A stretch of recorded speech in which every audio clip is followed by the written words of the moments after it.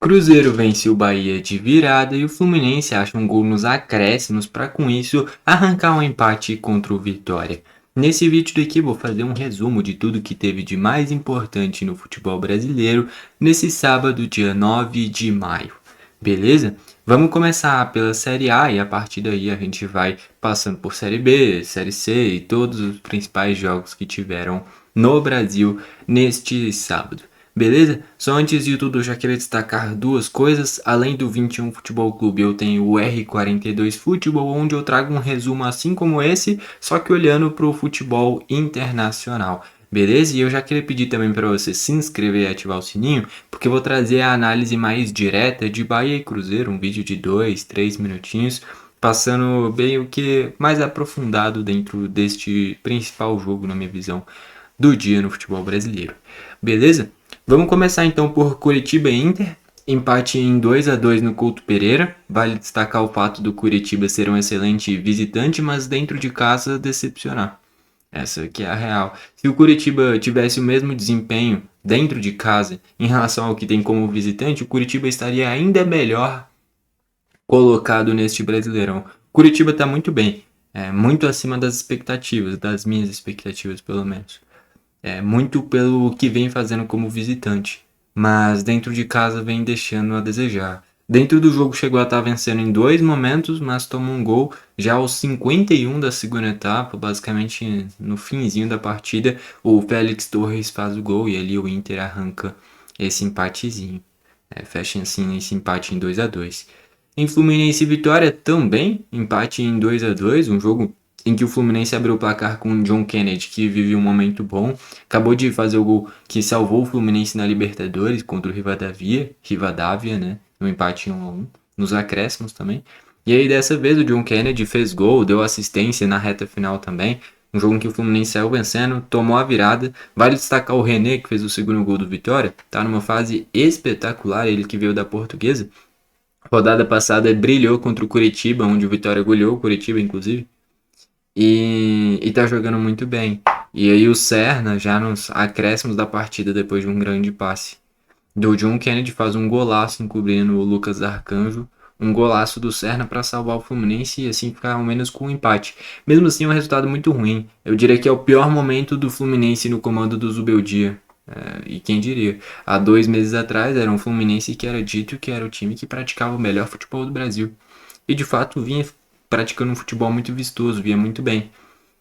Só que de lá pra cá começou a oscilar bastante, na Libertadores muito mal, no Brasileirão resultados questionáveis, sofre para ganhar da Chapecoense, perde para o Flamengo naquele contexto em que mudou a data do jogo, e aí a torcida do Fluminense já tá meio impaciente. Eu diria que se daqui a pouco o Fluminense engata 3 derrotas seguidas a partir desse jogo, não duvido daqui a pouco o Zubeldia ser demitido, porque de fato é o pior momento dele no comando do Vitória. Não acho que tem que ser questionado o cargo dele, até porque ele faz um excelente trabalho no Fluminense, mas é um momento turbulento. Sobre Cruzeiro e Bahia, eu vou trazer a análise mais individualizada desse jogo, mas no geral o Bahia saiu vencendo com o Luciano Juba e os moleques do Cruzeiro decidiram. Calma Moraes empatou na primeira etapa e já nos minutos finais o Kaique Kenji, também da base, faz uma grande jogada e ali o Cruzeiro vira o jogo. E o Bahia vive uma fase bem inconstante, o Rogério Ceni começa a ser questionado nesse momento. E assim, o Cruzeiro cada vez mais vem melhorando no comando do Arthur Jorge. Teve aquele tropeço contra o Atlético Mineiro, foi um baque grande, onde o Galo foi muito superior no clássico, chegou a abrir 3-0 inclusive. Se não fosse o Lianco arrumar confusão, provavelmente tinha ficado nesse 3-0 ou até mais, né? Mas depois que o Lianco é expulso, o Cruzeiro cresce mais no jogo, acha um golzinho, fecha num 3-1, né? Mas com exceção daquele jogo, quase que todos esses jogos no retrospecto recente do Arthur Jorge são muito bons. Na Libertadores ainda tem muita coisa para acontecer porque tá num grupo muito difícil, onde a Católica tá muito bem, o Cruzeiro ainda vai jogar com o Boca Juniors na Argentina, vai ser um jogo muito complicado e pode complicar a vida do Cruzeiro na Libertadores, o jogo contra o Boca na Argentina. Enfim. No geral, grande vitória do Cruzeiro, cada vez mais se distanciando da zona de rebaixamento e olhando para a parte de cima da tabela. A gente fecha assim a Série A. Vamos passar agora pela Série B e aí destacar de novo. O, os jogos do futebol internacional, todos eles, seja Premier League, Campeonato Alemão, Campeonato Espanhol, todos eu vou passar lá no R42 Futebol, beleza?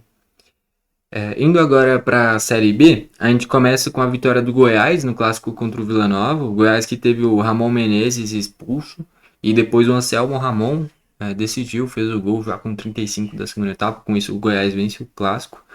Eu diria que surpreendente, até porque a fase do Vila Nova é melhor. O Goiás tinha um início de ano espetacular, mas entrou no seu pior momento no ano, de um mês para cá, engatou 4, 5 jogos seguidos sem vitória. Na Série B engatou 3, 4 derrotas seguidas. E aí quebra essa sequência de má fase, vencendo justamente um clássico e com um a menos. Pode ser um momento de reviravolta, de remontada na temporada do Goiás, que começou muito bem, mas vinha muito mal. E vence um Vila Nova que faz uma Série B muito boa, mas que agora engata 2 tropeços seguidos. Um empate em casa contra o Atlético, onde tinha que ter ganho, estava com um jogador a mais, tomou um empate no final. E agora com um jogador a mais também perde para o Goiás. 2 jogos seguidos que o Vila Nova, tendo um jogador a mais, não consegue vencer. Empatou um e perdeu o outro. Então, um Vila que tem um projeto interessante, tem o De La Torre, que é bom jogador, o Marquinhos Gabriel, que é bom jogador, o Guto Ferreira é o técnico, iniciou muito bem na Série B, mas vem de 2 tropeços onde tinha que ter conseguido coisa melhor. Atlético e Cuiabá ficaram no 0-0. O Sport foi lá em São Paulo e venceu a Ponte Preta por 3-1. A Ponte Preta é forte favorita ao rebaixamento. É um time que claramente dá pra ver que tá muito bagunçado, cara. E o Sport foi lá e venceu 3-1. O Atlético Goianiense venceu o Ceará lá no Ceará por 1-0 também. Vitória importante para ir se distanciando da zona de rebaixamento. Aqui, ó, com esse resultado, o Atlético Goianiense chegou à 8ª colocação. E antes da rodada, estava com 8 pontos, ou seja, pontuação de time de zona de rebaixamento, que é justamente o CRB, o primeiro time dentro da zona, com 8 pontos. Então saiu de zona de rebaixamento para a parte de cima da tabela, o que uma vitória não faz nesse início de campeonato. Um resultado que foi o que mais me surpreendeu também nessa rodada de Série B, o CRB meteu 3-0 no Operário.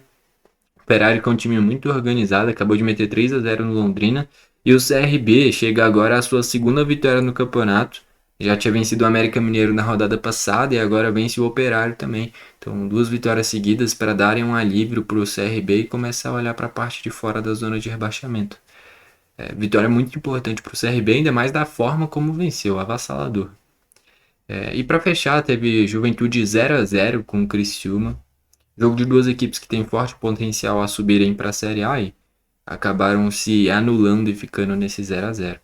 Aí a gente vai para a Série C, onde o Paysandu venceu mais uma, 2-1 para cima do Anápolis. A fase do Paysandu é incrível. Quem diria um time que há 2 meses atrás, basicamente, tomou 6-0 do Nacional do Amazonas. Um time que foi rebaixado da Série B para a Série C ano passado e vendo o seu rival, o Remo, subir para a Série A.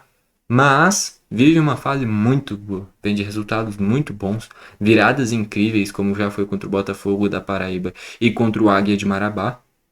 E agora vence tendo um gol, inclusive, aos 52 da segunda etapa, para garantir a vitória.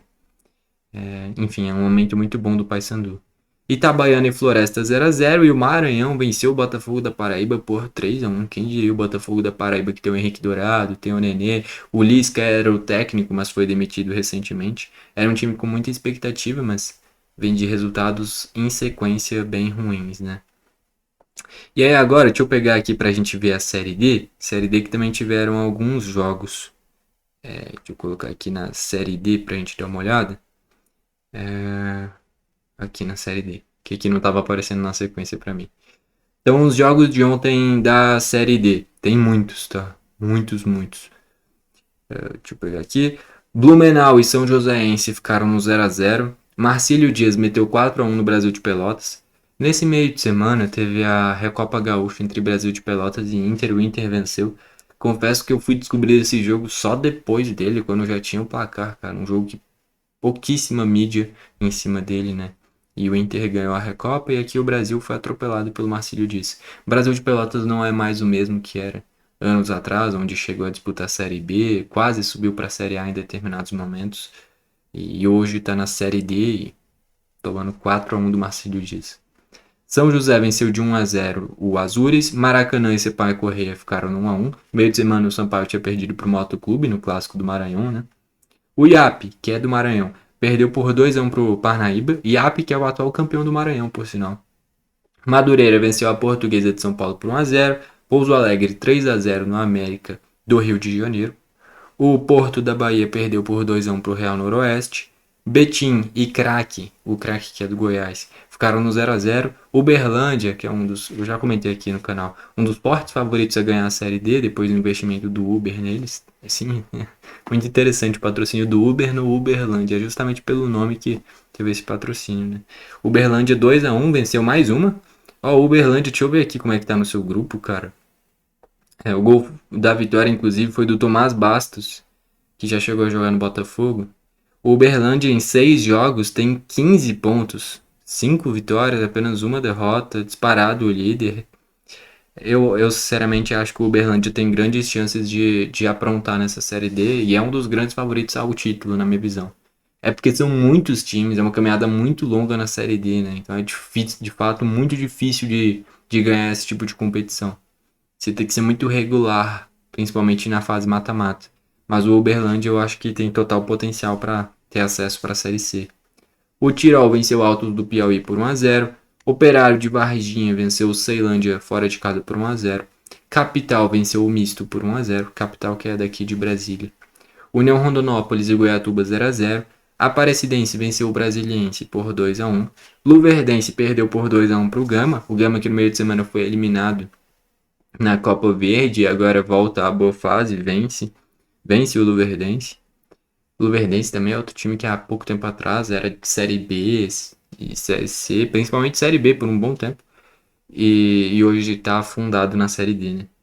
O Primavera do Acre venceu o Inhumas por 2-0, Lagarto 0-0 com Serra Branca, Sergipe venceu o Retrô por 1-0, o Noroeste de São Paulo venceu o Maricá por 3-0, 15 de Piracicaba venceu o Sampaio Corrêa do Rio de Janeiro por 1-0, Velo Clube e Nova Iguaçu 1-1, Porto Velho venceu o Independência por 2-1, Guaporé 1-0 para cima do Galvez e para fechar, o Monte Roraima foi lá no Amazonas e venceu o Manaus por 2-0. Série D tem muitos jogos, são muitos grupos, como eu disse, é muito difícil. Eu diria que é mais difícil ganhar a Série D do que ganhar a Série C, do que ganhar a Série B, talvez até do que ganhar a Série A. Porque, de fato, você não pode vacilar, cara. E são muitos times. A princípio, você joga na mesma região, então times de São Paulo e Rio de Janeiro se lascam porque pegam equipes mais fortes logo de cara. Tipo assim, se tem um time muito forte lá no Maranhão, ele vai pegar times geralmente mais fracos no entorno. Agora, times de Rio de Janeiro e São Paulo, até os mais fraquinhos, são equipes que são, na teoria, melhores do que de quase todos esses de outras regiões. Né? Então, principalmente os times de Eixo Rio e São Paulo, Minas Gerais também dá para se encaixar, talvez, Santa Catarina. Eu acho que principalmente Rio de Janeiro e São Paulo. Que até os times mais fracos são relativamente fortes, principalmente os de São Paulo. Se dão mal porque de início eles enfrentam times das mesmas regiões, para não ter um deslocamento tão grande, né? Então logo de cara tem equipes que dão azar de pegar times fortes, né? Enfim, essa ideia é muito difícil, cara. Enfim, no geral é isso, a gente passa por todas essas competições nacionais deste sábado e fica o aviso de novo. Eu ainda vou trazer a análise de Cruzeiro 2-1 para cima do Bahia, então eu já peço que você se inscreva e ative o sininho para receber esse vídeo. Dependendo do horário que você estiver assistindo este resumo, este vídeo já vai estar postado e é só conferir aí no canal. Beleza? Foi esse o vídeo, valeu e falou!